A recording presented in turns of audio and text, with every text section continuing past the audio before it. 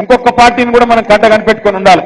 ఇవాళ భారతీయ జనతా పార్టీ వాళ్ళు కేంద్రంలో అధికారంలో ఉన్నారు. ఒక కొత్త కుట్ర కూడా తెరలేపుతున్నట్టుగా కనబడతా ఉన్నది. కొత్తగా మరొక కుట్ర కూడా చేస్తున్నది భారతీయ జనతా పార్టీ. మీరు చూసింటారు ఇవాళ పేపర్లలో సీట్లు పెరుగుతున్నాయి, అసెంబ్లీ సీట్లు, పార్లమెంట్ సీట్లు అని ఇవాళ పేపర్లో మీరు చూసే ఉంటారు. కానీ అందులో కూడా ఏదో కుట్ర జరుగుతున్నట్టుగానే కనబడతా ఉన్నది. ఎందుకంటే బయటికి ప్రధానమంత్రి మాట్లాడినప్పుడు, నిన్నగాక మొన్న కేంద్ర మంత్రి కిషన్ రెడ్డి మాట్లాడినప్పుడు 50% సీట్లు పెంచుతున్నామని చెప్పింది.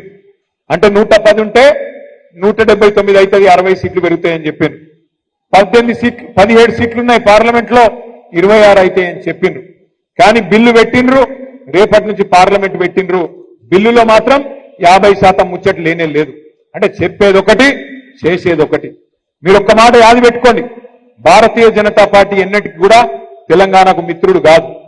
ఆనాడు 2014లో ఆంధ్రప్రదేశ్ పునర్విభజన చట్టంలోనే సీట్లు పెంచుదామనే ఆలోచన ఆ చట్టంలోనే ఉన్నది.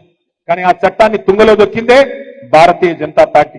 మళ్ళీ ఈ రోజు సీట్ల పెంపు పేరు మీద మళ్ళీ కొత్త డ్రామా చేస్తూ మహిళా రిజర్వేషన్ అని చెప్పి తీసుకొస్తా ఉన్నారు. మహిళా రిజర్వేషన్ కు మేము అనుకూలమే. మహిళా రిజర్వేషన్ ఖచ్చితంగా సమర్థించిందే కేసీఆర్ గారు, మన పార్టీ.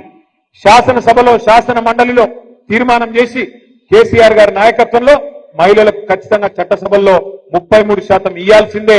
మేము ఇక్కడ మార్కెట్ కమిటీలో ఇచ్చినాం, స్థానిక సంస్థల్లో 50% ఇచ్చినాం, మీరెందుకు ఇయ్యరు అని చెప్పి శాసనసభలో, శాసన మండలిలో తీర్మానం చేసి పంపిందే కేసీఆర్ ప్రభుత్వం, బీఆర్ఎస్ పార్టీ. దాని విషయంలో ఇబ్బంది లేదు. కానీ డీలిమిటేషన్ పేరు మీద దక్షిణాది రాష్ట్రాలకు, తెలంగాణకు, ఆంధ్రకు, తమిళనాడుకు, కర్ణాటకకు, కేరళకు, పాండిచ్చేరికి అన్యాయం చేస్తామంటే మాత్రం ఎట్టి పరిస్థితుల్లో ఊరుకోము. ఎట్టి పరిస్థితుల్లో బీజేపీకి సమర్థన ఇచ్చే ప్రసక్తే లేదు. ఒక్క మాట మాత్రం పక్కా, ఇవాళ 24% వాటా దక్షిణాది రాష్ట్రాలకు పార్లమెంట్ లో ఉన్నది.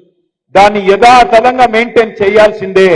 లేకపోతే మాత్రం ఎట్టి పరిస్థితుల్లో తిరుగుబాటుకు, పెద్ద ఉద్యమానికి కూడా బీఆర్ఎస్ నాయకత్వం వహిస్తుంది. అవసరమైతే కేసీఆర్ గారే ముందుండి నడిపిస్తారనే మాట కూడా నేను భారతీయ జనతా పార్టీకి, కేంద్ర ప్రభుత్వాన్ని కూడా చెప్తా ఉన్నా.